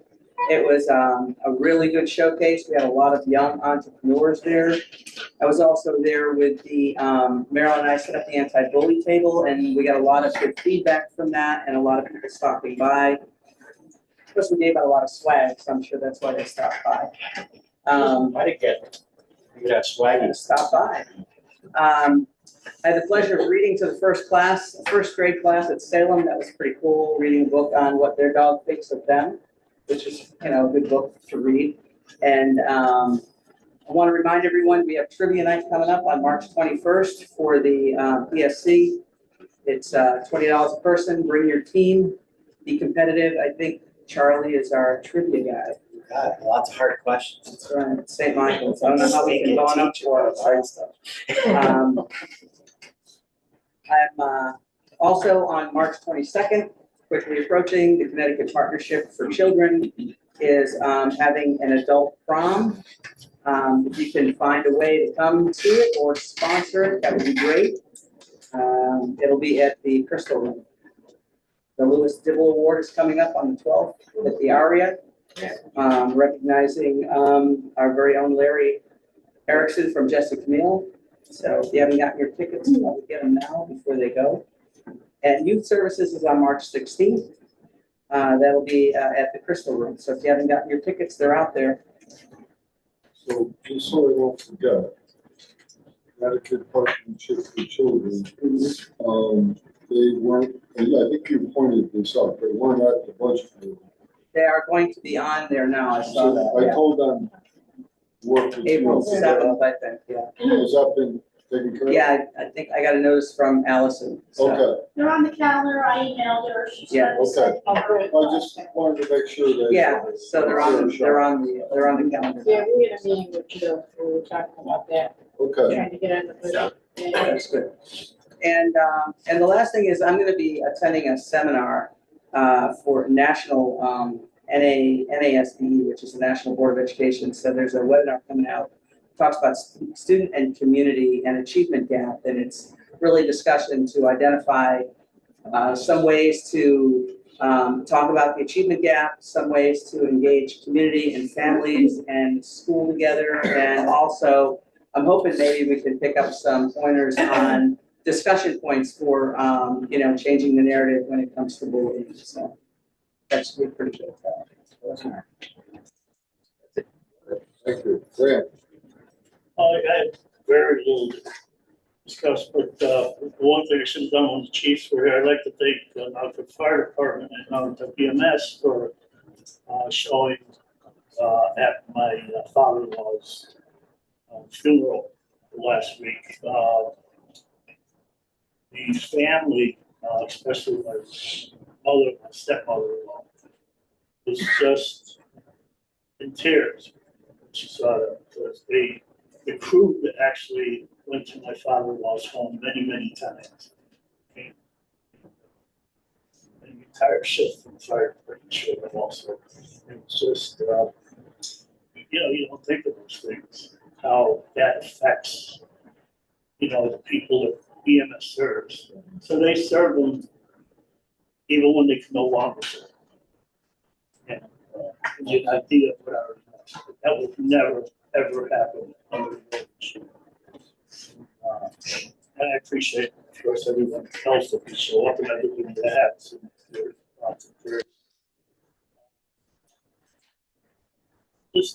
I'm not trying to add any fuel to the fire, but I just want to keep in mind that we were all upset about the big curve and so-called closing the Salem School. I just want to reiterate that. And I hope in the future that communication could be improved. And speaking, this will come under new business. Mayor, have you ever tapped Jay Propo for any position in the town? A very astute realtor that. I love Shane Propo. I just happened to see him up there. When you grow up,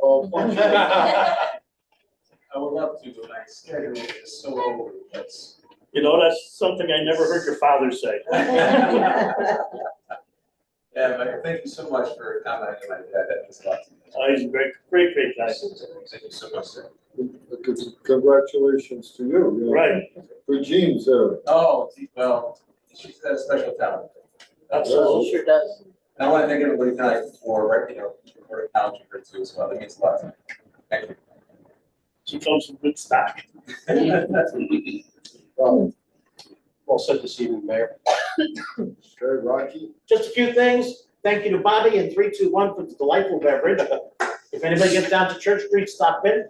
Absolutely wonderful, non-alcoholic drink there, and a lot of friendly people that always go there. Speaking of trivia, on the 13th, there'll be trivia at Brady's for the Naugatuck Hysterical Society. I run that for them, and it's always a good time. We give away cars, not like when Charlie runs trivia. He doesn't give away those kind of things. No. Matchbox. Also, I wanted to thank Jim and Jeremy, because when I started out on this plan to come up with some new cameras for dumping and littering to try and stop it, and I chose 2 cameras and I want to try them both out and see if they work. I didn't expect to give so much work to these guys behind the scenes to get it done, so thank you. It's very much appreciated. I know we're going to get it done, and we're going to get those cameras, and we're going to catch these people that are dumping, and we're going to find them, and we're going to confiscate their vehicles, and we're going to make this town look better. One way, one how. Also, last week. Give those vehicles away at trivia. Yeah. Last Thursday, I took a ride with Officer Clinette. I did a ride along with them to see exactly what the police do and how they do it. I wanted to thank Chief McAllister, Captain Bastos, and Lieutenant Baskins for allowing me to do that. I'm going to tell you, every officer as good as this guy, we have an amazing police force, which I know that we do. Because he explained to me on some of the stops how he had discretion, what he could do and what he couldn't do. And he is really community policing, and he is really using common sense. Instead of just grabbing people and doing bad things, he's using much common sense and doing the right thing. And I want to thank him and them, and I thought it was very, very informative. That's it. Thank you, Rocky. Julie? Yeah, I was talking to Tatiana, who teaches the trades program at the high school. They just finished up.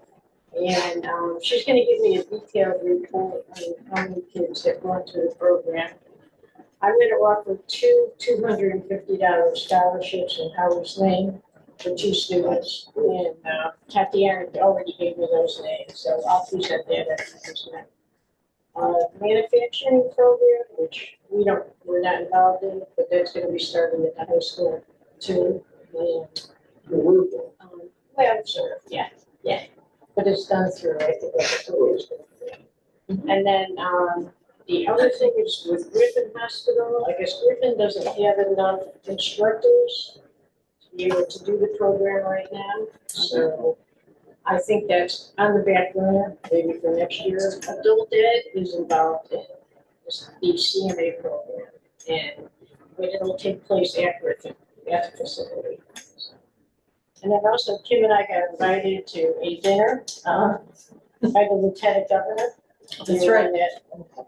You were on the, We might designate. yeah. Yes, yeah, exactly. It's a Democratic, yeah, so we're It was going. Democrats. Yeah. That's why it's us. Democrats, yeah. It's high-level Democratic women. Yeah, pretty obvious there, yeah. Yeah. Tripping over those low standards.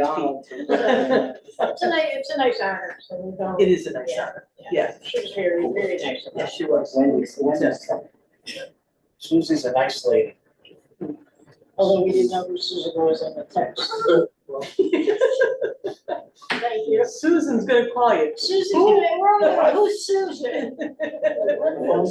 I sure did. Quick learners. That's right, we are. Expect that from you. Yeah. All right, Mike.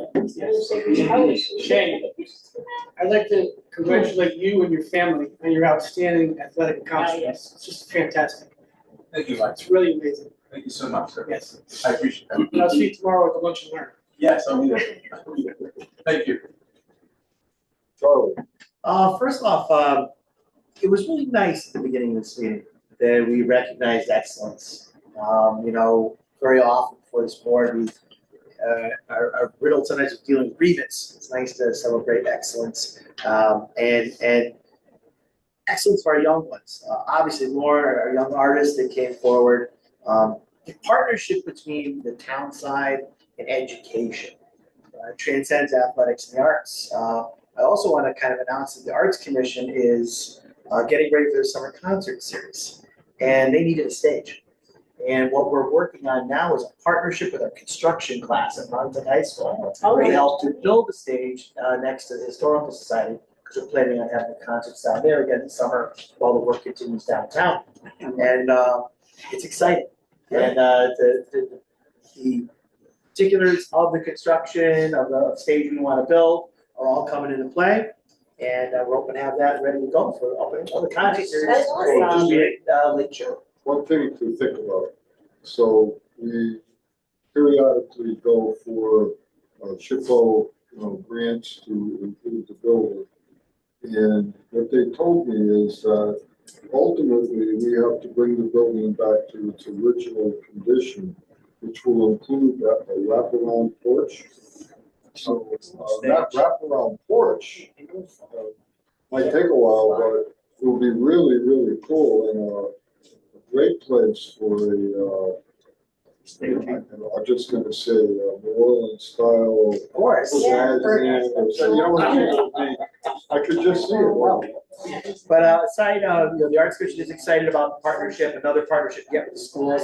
They're looking to secure one of the tents that were bought during the COVID times to have a permanent tent for at least the summertime over the performance venue. So it's a little better for our performing artists. If it's a questionable weather, we don't have to worry about their equipment getting soaked. So don't buy one until.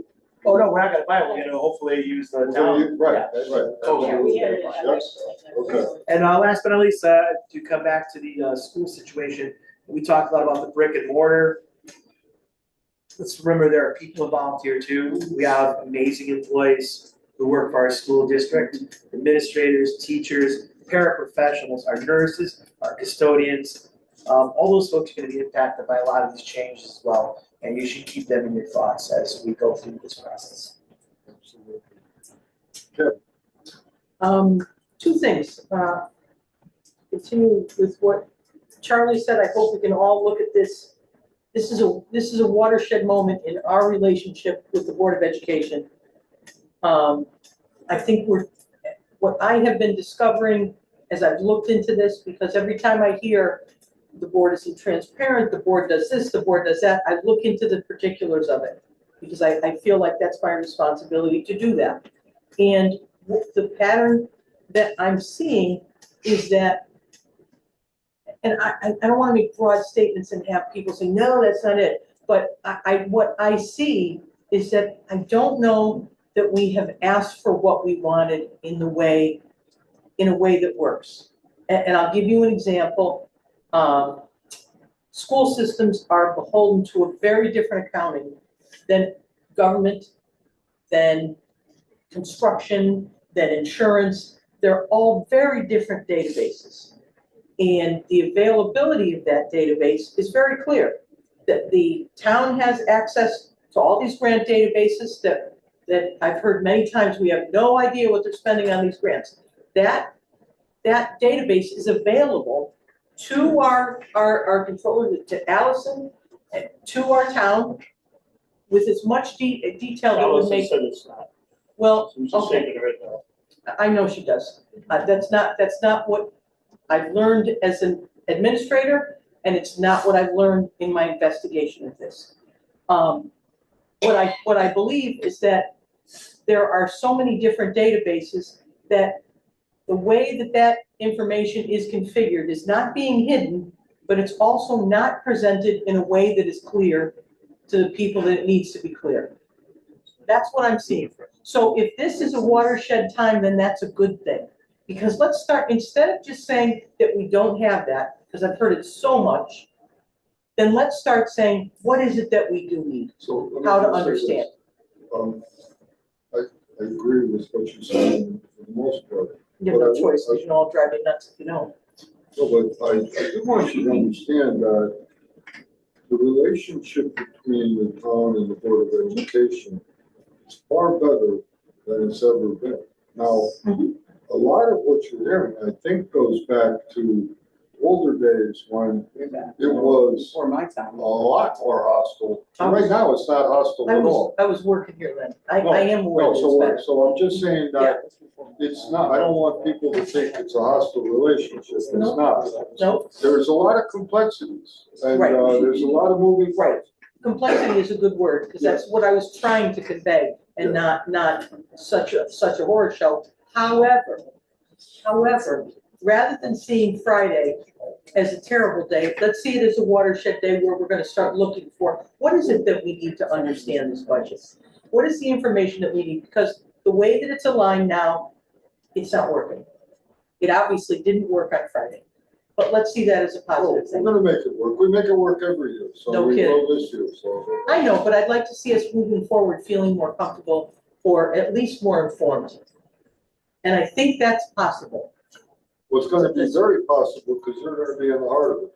Yep, I'm happy, I'm happy to do that. I know, that's why. You know, I'm happy to do that. And the second thing, in terms of good news, as we went through this meeting tonight, I circled 1, 2, 3, 4 different things that represented 7 lots, 6 lots, or lot 6, lot 7, 12 lots that are going to be tax-paying members of this community, good business, and good for our taxpayers. And we hear a lot of negative things, we hear a lot of criticism, but I saw a lot of future here. And a lot of opportunity for our taxpayers and for our community to get itself in better shape. So I think, despite the fact that we've had a rough couple of days, I think we have good days ahead. Lots and lots. That's what I want to say. Yeah, right, lots and lots and lots. All right, thank you, Kim. Lots and lots. Hold on. Is there anyone else who would like to? Yeah, me. Rocky, you said your trivia was on March 13th? Yes. That's also the same night as the retirement dinner for Ron, and it's also the night of Board of Ed meeting. Well, what time? Bob said that 5:30 at the station. Yeah, 5 to 9. But 13th at 7 p.m. Board of Ed is at 7. Okay. I just want to let you know that. We also got 5 to 9 church creamery. Yeah, so. Oh, yes. Oh, the ribbon cutting is 7. That's 13th, Thursday the 13th. Okay. This Church Street Creamery. That's the ribbon cutting night? Yeah. I've already been there far too many times. And also the ribbon cutting for the Riverside company is 7, 12 to 2. Very good.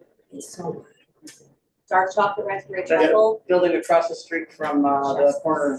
Yeah. Try it. Right. Thank I you need to talk to later. them anyway, that's it. About 10? So what time is that creamery open?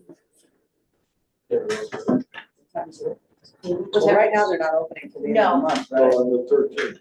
Oh, Probably the 8th, I thought. yeah, the 8th they're opening, the ribbon cutting's the 13th.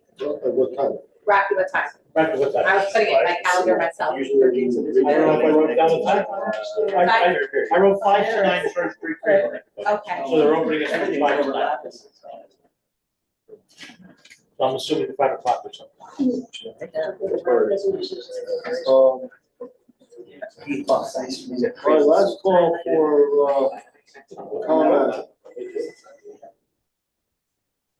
All right, we will go to item 39.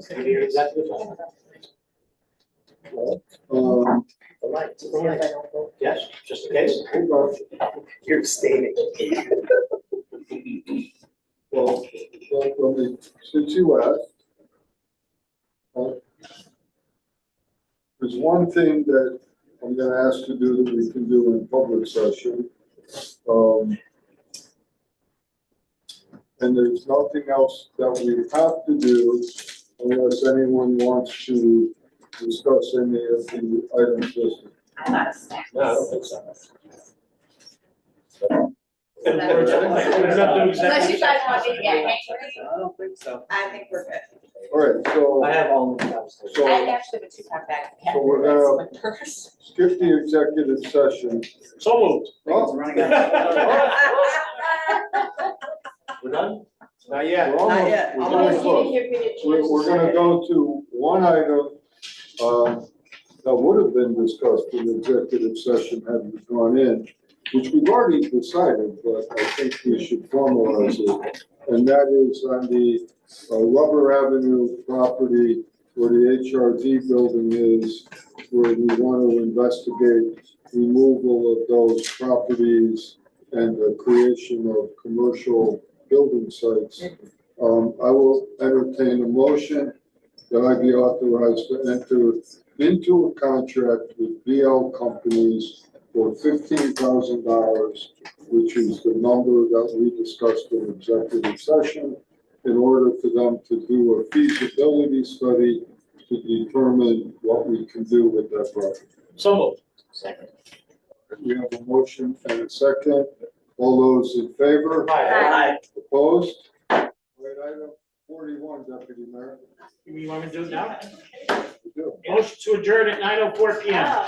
All right, all those in favor? Aye. Let's get out of here.